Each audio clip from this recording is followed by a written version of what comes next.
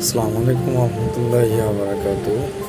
আজকে যে ভিডিওটি করতেছি এটা হচ্ছে যে টেম্পারেচার, একটা সার্কিট ব্রেকারে কত ডিগ্রি টেম্পারেচার থাকলে সেটা ভালো, এবং এই টেম্পারেচারটা যদি খুব বেশি রাখে সেক্ষেত্রে আমাদের দুর্ঘটনার শিকার হতে হয়।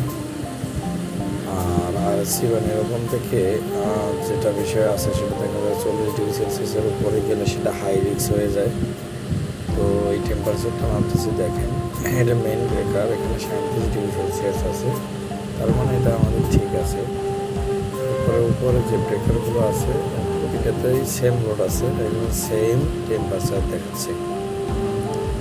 তো এটা আসলে মূলত থার্মোগ্রাফি স্ক্যানার দিয়ে করা হয়।